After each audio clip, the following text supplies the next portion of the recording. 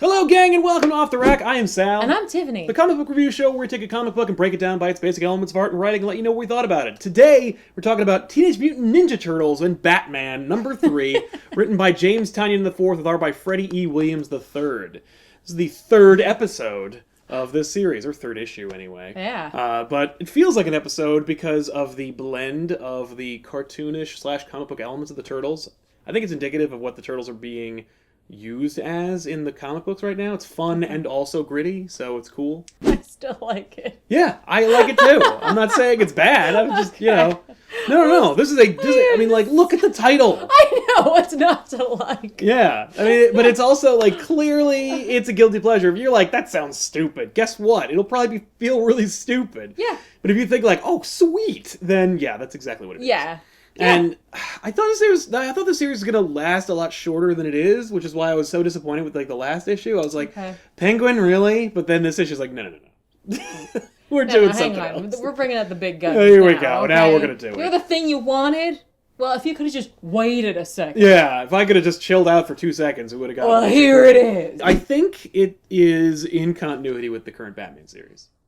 Somebody tweeted at me and they asked me, they were like, "Is this in continuity?" And I'm like, every Batman crossover is in continuity. Because no crossover that Batman has done, intercompany crossover that is, has really violated his continuity in any way. It's just that the superhero in question, or character that he runs into, Grendel, Spider-Man, Predator, has always ran into Batman during a period in his life where he's just in the cave, not working on a case at that exact moment. That's what's to really disrupt? Batman's in the cave, Alfred's helping him out, true. Gotham's in peril, and another character shows up. it's always in character. There's just, this series references 0 year. That's what I was like, what? His costume is also indicative of the current, DCU climate. Yeah. So, yeah. That's it. I'm fine with that. I know, it's so confusing though, I kind of want them to stay. Right, but all right, let's say another member of the Bat family ends up having to access the Bat computer one day and finds this file. 4 giant Ninja Turtle men. And they're like, what happened here? Batman's like, it's a long story. Yeah, I wouldn't worry about that. Yeah. They went back to their dimension. I kind of want to worry about that. Yeah, I at least I want to hang out with them. Because they seem kind of cool. That's the thing, is that, Batman with the Ninja Turtles is a little bit lost. It's a little bit lost on, that concept. The Ninja Turtles are fun, and they might be, at least Raph is dark and gritty, and he's really put on display in this issue. He's brooding. He's like, I don't trust that pointy-eared guy. He's all by himself in his crazy cave. Look, you're all by yourself in your crazy sewer, Raph. He does kind of nail it. Oh, no, he does. If you're an objective observer of Batman, Raph kind of has his number. But that said, I would rather, I think, see Superman or Nightwing. Oh, I was thinking at least a Robin. I would love to see Dick Grayson hang out with the Ninja Turtles. Right? He practically is one. The writing is fun, the story is solid, and it's going in a direction that you kind of want it to go into. Yes. Freddie E. Williams III nails the art. It is fun and spectacular and gritty. It's not just that. It's got this perfect illustrative quality, yes. And it's like a storybook on steroids. It just has these or on mutagen. Beautiful moments. Yeah. Like when they're doing the flashback and there's just that montage image. Yes. Oh my god, it's so awesome. I love it. But they also do action really well. I don't know. It's just cool. Yep. I just like the fact that it's not distinctively Turtles. It's not distinctively Batman. It is for this book. Yes, it's a great blend of both universes. Yeah. Perfect. It's almost a perfect crossover, guys. You got to check this out if you haven't already. It is so great. Trust me, there's going to be last page reveals. They're going to be like, oh, yes. What? I hope that the whole damn series is just last page reveals.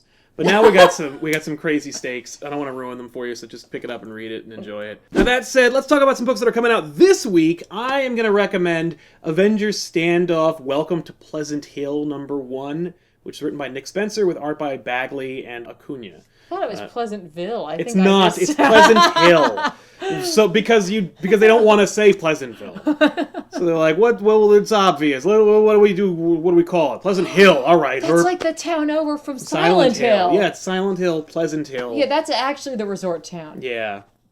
It's a very specific reference. I know. It's setting up the whole Avengers standoff crossover. It's going to be the book where we see Steve Rogers get his super soldier serum back in his body. We're going to see the Avengers fighting like Stepford kind of... I don't even know what the hell I'm looking at here.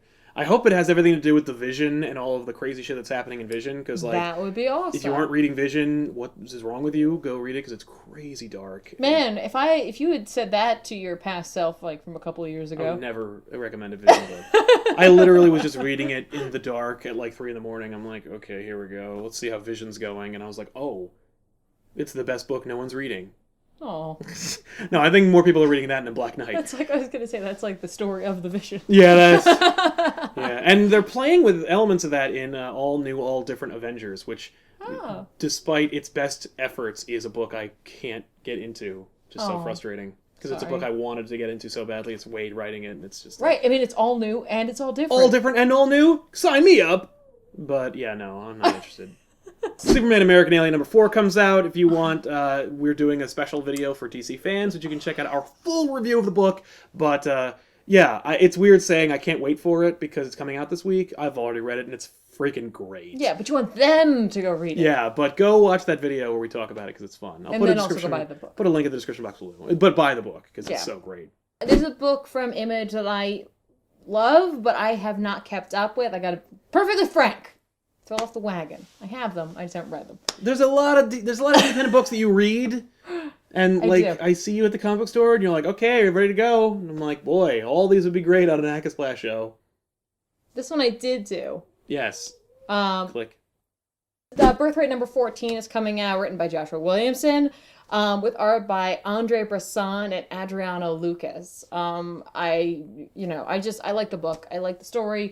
So even though I've got some catch up to do, I still can recommend it. I still think people should be reading it. And you'll probably go out and pick it up and then go back and... Oh yeah, are you kidding me? I do that. And then I'll binge. Yeah, that's what happened with Saga recently. You were like, oh, grab. Yep. Because some of these I will buy digitally, and those are more easy for me to just snag. Oh yeah. And such, honestly.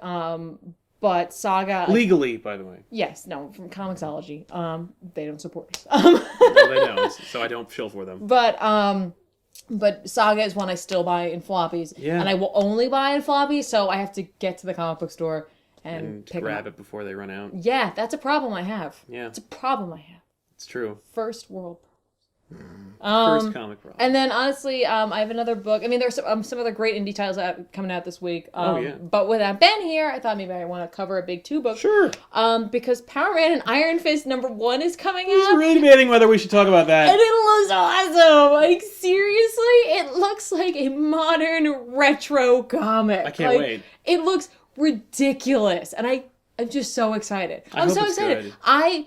My first introduction to Luke Cage. It was New Avengers. Yeah, it was in New Avengers, and I have just never forgotten him singing his little song in the elevator going back up to the fight. And I was like, I can get behind this character 100%. So I'm excited. I want to at least check it out, and I hope maybe we cover it at some point. Yeah. Or I'll just read it, and who cares? Well, and the last time we've seen Danny and Luke together, we're on a New Avengers team, so I'm looking forward to seeing them team up. Right? And I mean, honestly, they're according to the little synopsis, they're doing the Heroes for Hire. They're gonna have you're gonna have special guests. We're gonna have hired goons and crime lords and magic and all this stuff and a bromance and... Oh, yeah. Well, that's they are the original 70s Marvel bromance. Oh, it's awesome! And the art looks so cool. I don't know either of their work, the writer or the artist. Oh, yeah. I really don't know. That I didn't tell you about because, let's let them know. Yeah, the writer is David Walker and the artist is Sanford Green. And, I'm telling you, it matches the tone of that 70s, but in a modern day. Oh, cool. So, it doesn't feel dated, but it definitely is... Feels retro. Yeah. It's like the definition. Yeah. Well, there you go, guys. That's your recommendation for this week. Go out and pick them up and let us know what you thought about it in the comment section down below. We'll see you guys next week with another episode Off the Rack. I am Sal. And I'm Tiffany. Thanks a lot for watching, and keep on reading. So are you satisfied with Donatello? Yeah. In the Batcave? Oh, yeah. No, that's exactly... He's like, ah! Yeah. I'm like, yep. Yeah. He's like, is this what heaven's like? I think this is his. Yeah. Oh, but I got through your defenses. I mean, come on. Oh, I see that now's not the time for constructive criticism. Well, okay. Yeah. And Mikey riding on the T-Rex. Woo! It's amazing. Yeah, it's everything I want in this little Batman book. That's right. In a book I never thought I'd ever see. Right? Yeah. And I like Leo falling immediately into the Robin-esque role. Yeah. Yes, sir. Let's go. Sir, Leo, really? Really? I do like Splinter being like, okay, Batman. Okay. I'm in charge. Yeah, hang on. Batman's like, I'm like, fuck yeah. All right. An Alfred and his elephant gun, or his shotgun. Yes! Oh, he should have had the elephant gun. Right? Ahem. This is what I deal with when we have crossovers. And we have crossovers that get the elephant gun. Oh no! In case of crossover break glass.